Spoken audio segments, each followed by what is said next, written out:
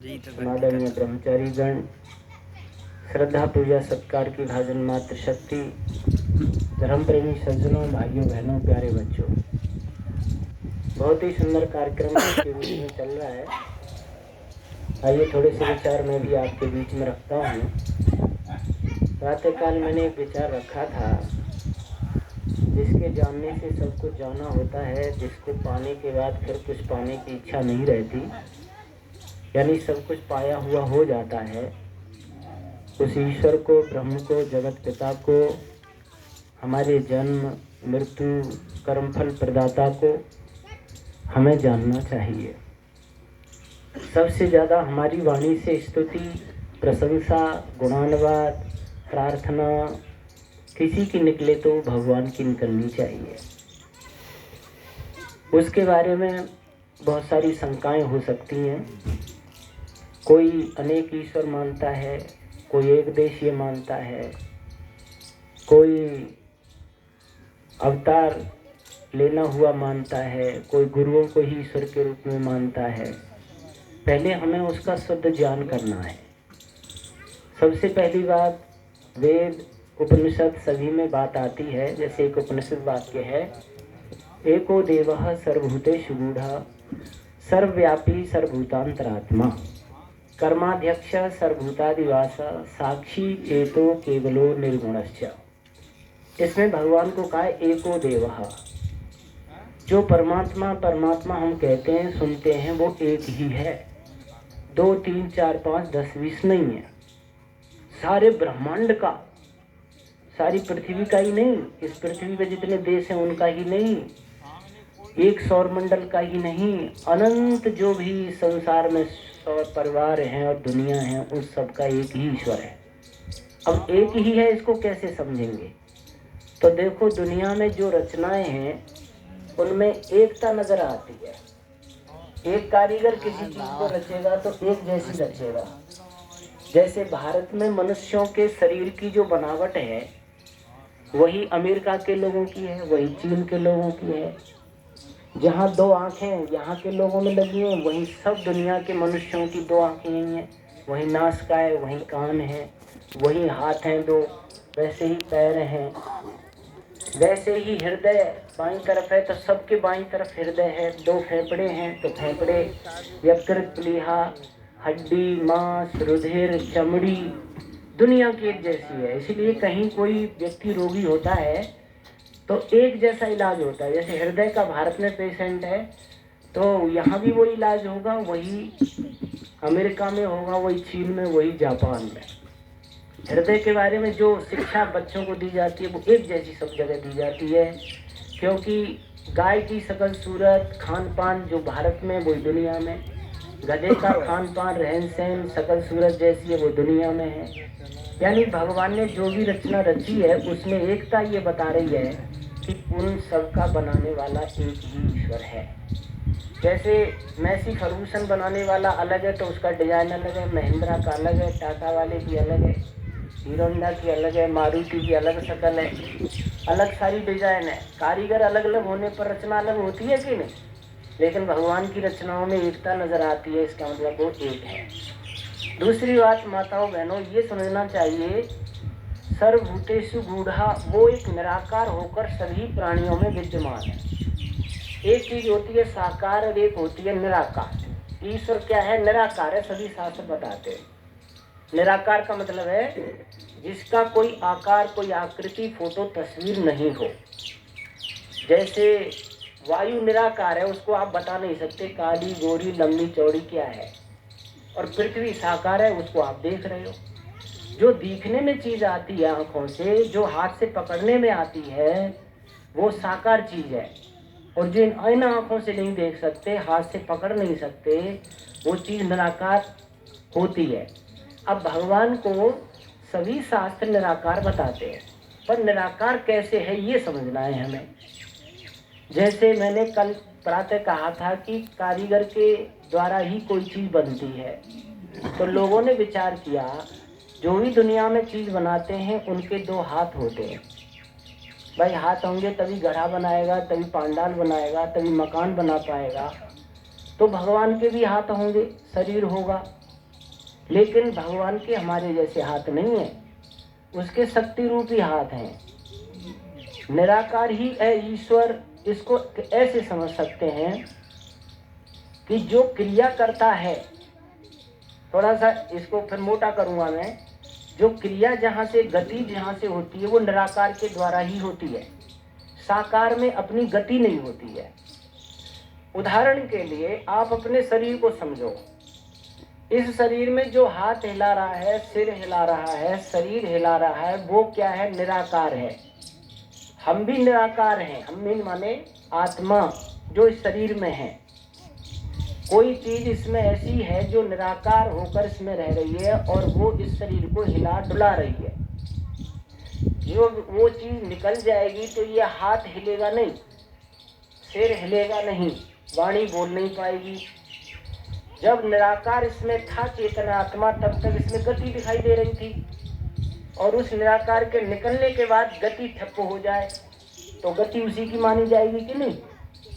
ये शरीर साकार है और इसमें मैं आत्मा निराकार हूँ। जब कोई मरता है तो इसमें से कोई निकलती हुई चीज दिखती है क्या? किसी को आज तक दिखाई नहीं दी, क्योंकि हम चेतन आत्मा भी निराकार ही हैं। इस शरीर की तरह ये ब्रह्मांड साकार है और इसमें भगवान, इसमें जैसे आत्मा है वैसे परमात्मा निराकार है। इस शरीर से ही आप संसार को समझा करो।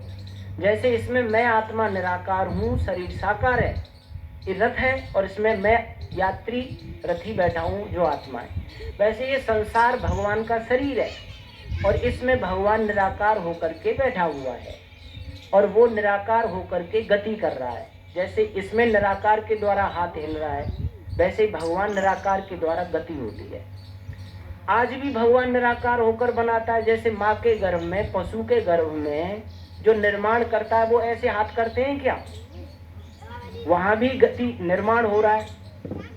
वो निर्माण ऐसे हाथों से नहीं हो रहा। वो कोई निराकार शक्ति अंदर माँ के गर्भ में बैठी है जो बच्चे के हाथ पैर, आंख, नाक, कान, मुंह बनाती है। इसका मतलब ईश्वर निराकार होकर आज भी असंख्य प्राणियों को जन्म देता है, असंख्य प्राणियों को मारता है। इसीलिए ईश्वर को पहली बात एक समझना चाहिए, दूसरी बात निराकार समझना चाहिए, तीसरी बात वो कोई एक देश में रहता है, कहीं गोलोक में या क्षीर सागर में या बैकुंठ में या चौथे आसमान पर या सातवें आसमान पर या केदारनाथ में या बद्रीनाथ में रहता है कि सब जगह रहता है?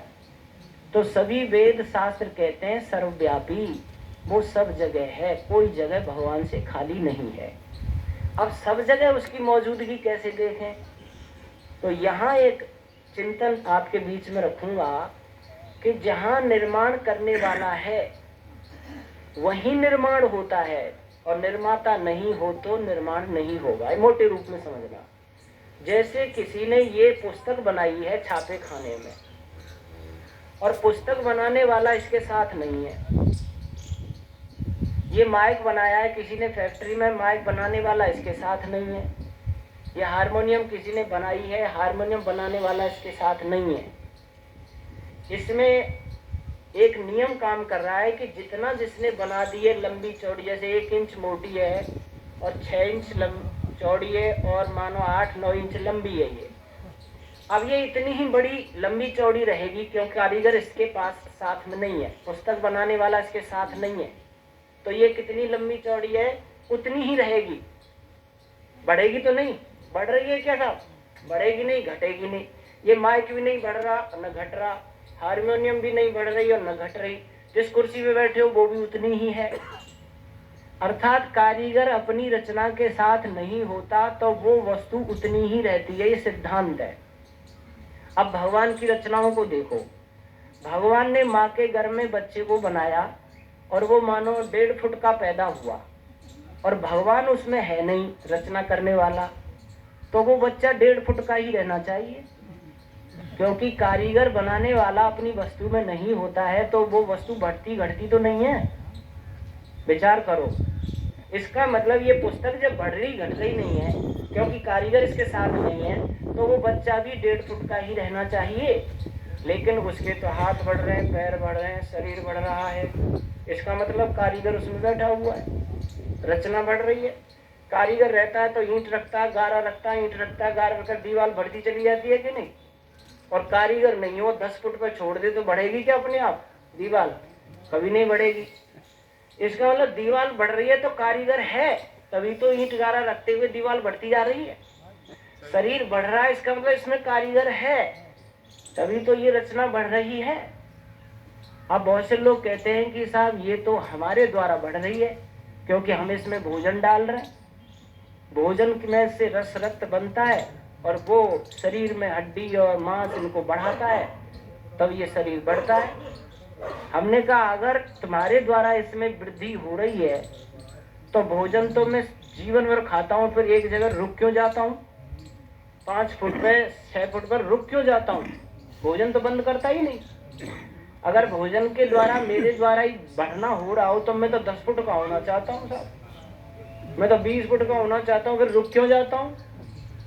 और मेरे द्वारा इसमें हो रही है तो फिर मैं तो कभी बुढ़ा ही नहीं होना चाहता, सफेद बाल क्यों हो जाते हैं? मैं तो कभी मरना ही नहीं चाहता, फिर मर क्यों जाता हूँ?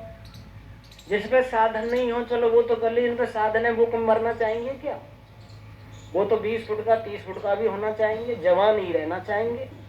लेकिन मेरी इच्छा के विपरीत भी इसमें कुछ हो रहा है। ध्यान देना, इस शरीर से काम लेने वाला तो है आत्मा, लेकिन इस शरीर का निर्माण करने वाला, पालन करने वाला और मिटाने वाला, इसकी मृत्यु देने वाला, वो है परमात्मा। क्योंकि हम जो नहीं चाहते और वो भी शरीर में हो रहा है, इसका मतलब किसी दूसरे की जबरदस्ती व्यवस्था से हो रहा है ये काम, और वो जबरदस्त व्यवस्थापक है ईश्वर। इसीलिए हमें ईश्वर को व्यापक मानना चाहिए। एक दाना आप जमीन में डालते हो, उसमें अंकुर निकलता है, तना बनता है, डालियां छटती हैं, पत्ते आते, फूल आते, ये कौन कर रहा है वृद्धि? ये कर रहा है परमात्मा।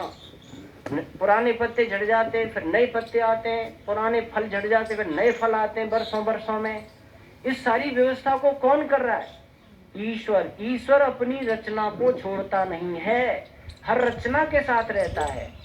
इसीलिए ऋषियों का एक शोध है, जितना तुम यहाँ ईश्वर को उतना मानते हो उतना ही अपने शरीर में मानो, क्योंकि तुम्हारे शरीर में आज भी इसी समय नई रक्त सेल बन रहे, फिर वो पालित भी हो रहे हैं, जमा रह रहे हैं और मिट भी रहे हैं। मृत्यु एक ही बार नहीं होती हमारी, मृत्यु हर समय हो रही है। भाई मैं जब छोटा माँ की गोद में था उस अवस्था की मृत्यु हो गई, फिर मैं कुमार हो गया, वो अवस्था मर गई, फिर मैं युवा हो गया, वो अवस्था मर गई, मैं प्रौढ़ हो गया, वो अवस्था मर गई, मैं बुढ़ापे की ओर जा रहा हूँ, फिर ये अवस्था मर जाएगी, फिर शिशु बन जाऊंगा। इस सारी व्यवस्था को कौन कर रहा है? मैं तो नहीं कर रहा हूँ, कोई वैज्ञानिक नहीं कर सकता।